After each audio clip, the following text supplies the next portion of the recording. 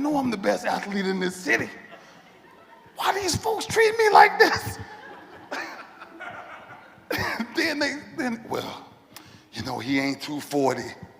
You know, he ain't 6'4". I'm just 6'2". I'm just 189, you know? But ain't nobody gonna outwork me. And nobody can deal with my energy. I was crazy, and I was crazy. Telling y'all the truth. Sometimes when you're great, you got to be a little crazy.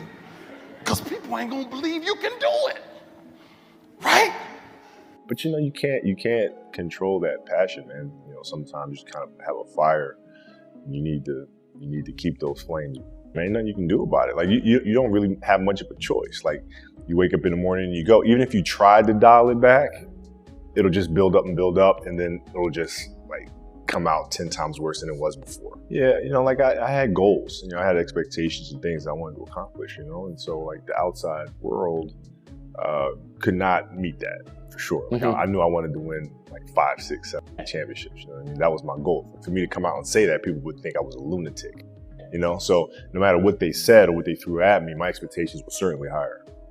I love it, right? I didn't want to be away from it. I wanted to play all the time. Like a lot of guys have fun hanging out in the pool in Vegas, and it's fine. There's a time and place for that, right? But like when I was 18, 20, 21 years old, I wanted to play basketball. I was consumed with this quest of trying to be the best, you know, and we weren't there yet. There's so many things I had to figure out. Like, am I training properly? Am I working on the right things on the court? There's so many things to do. I didn't have time to go and, you know, hang out over here. You're always being watched. You're always being watched. There are no breaks from being watched. Either it's your kids, it's your family, it's your friends, it's your competitors, and then there's one group of people that you're never gonna get to stop watching you, and that's your haters. I didn't have a scholarship to tell me that I had a future to chase. I didn't have anything. And then the guy asked me one day, he was like, what are you gonna do? I said, man, I'm gonna try to get into college. He said, well, we got to figure that out. This is my head coach. He said, we got to figure that out because there ain't no offers. I said, coach, you mean to tell me I ain't got one offer? Not one? Coach, I played every one of these dudes that they talking about. Because nobody could see my vision but me and God. Nobody believed in my vision but me and God. Nobody picked up a Bible every day of my life but me and God. Sunsets, 14 years old, I started reciting our Father's Prayer because I was so hungry, I was so broke, and I had nowhere else to go. And I started reciting our Father's Prayer. At 43, I'm still chasing the same sunsets because I became selfish for greatness. I became selfish to what everybody said couldn't be done. But what everybody said was impossible, God says all things are possible. I got to University of Miami.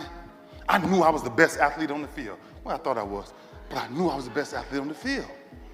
I just knew nobody was going to give out as much effort as I was going to give. Because when you're raised that way, it's something that it teaches. It teaches ain't no excuses. Daddy gone. Ain't no excuses. You can't run from this. I started doing the opposite of what majority of everybody else started doing. Got to the University of Miami. I'm playing. Boom, boom. These coaches. Who is this kid? Who is this kid? Who is this kid? Guy gets hurt. Blew out his knee. I don't know what it is about them knees. Blew out his knee.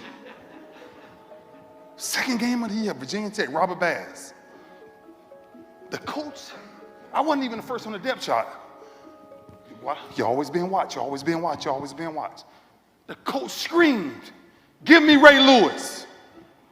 I said, coach, I ain't even got my helmet.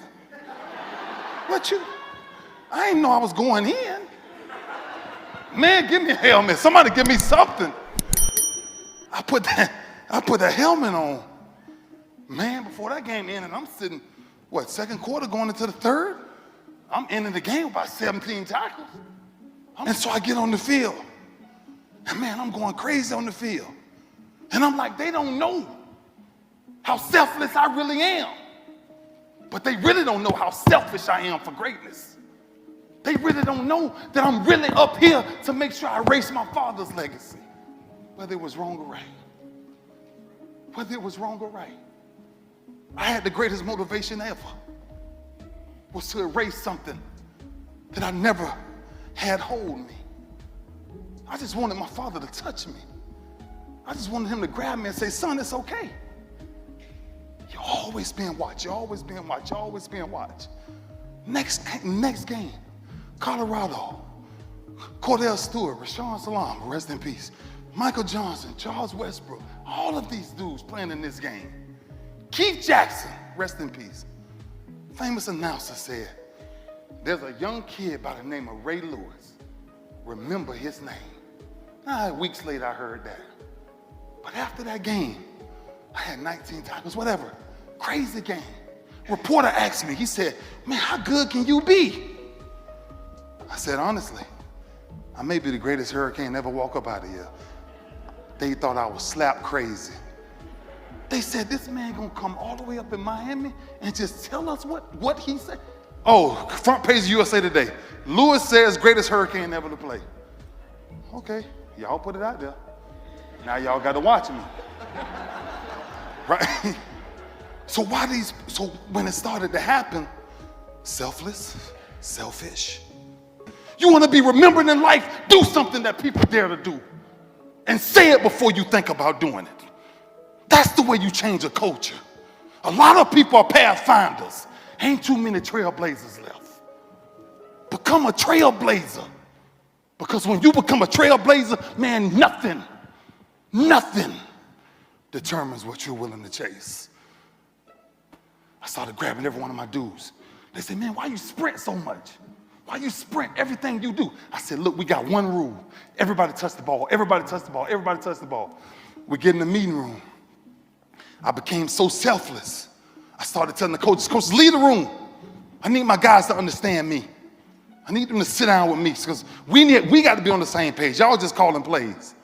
Let us talk. Selfish. I stayed after every day. Coach kept saying, why does this guy just keep staying after practice? Why does he keep running? Ray, you have not ran enough. I said, Coach, I'm going home to nothing. I had to walk past pimps, prostitutes, literally walk through a graveyard, get to this intersection, 6-lane intersection, and there was a man standing there saying, will someone help me cross? Will someone help me cross? And there were all of these people that kept passing by him and passing by him. I said, I'll help you cross. So he told me he was going to my school and he was going to sell candy there. That's how he made his living. So I helped him cross the street to get there. We became good friends. His name was Mr. Butler. When I started hiring people like Taraji and Viola Davis and Idris Elba, they couldn't get jobs in this town, but God blessed me to be in a position to be able to hire them.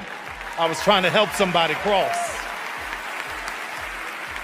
When I built my studio, I built it in a neighborhood that is one of the poorest black neighborhoods in Atlanta so the young black kids can see that a black man did that and they can do it too. I was trying to help somebody cross. The studio was once a Confederate Army base, and I want you to hear this, which meant that there was Confederate soldiers on that base plotting and planning on how to keep 3.9 million Negroes enslaved. Now that land is owned by one Negro.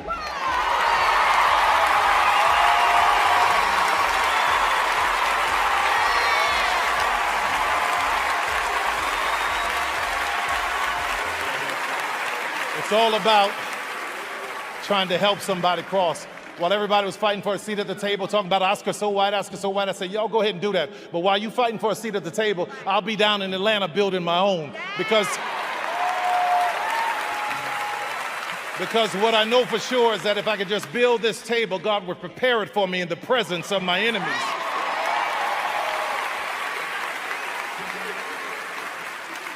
Every dreamer in this room, there are people whose lives are tied into your dream. Own your stuff. Own your business. Own your way. God bless you. Thank you.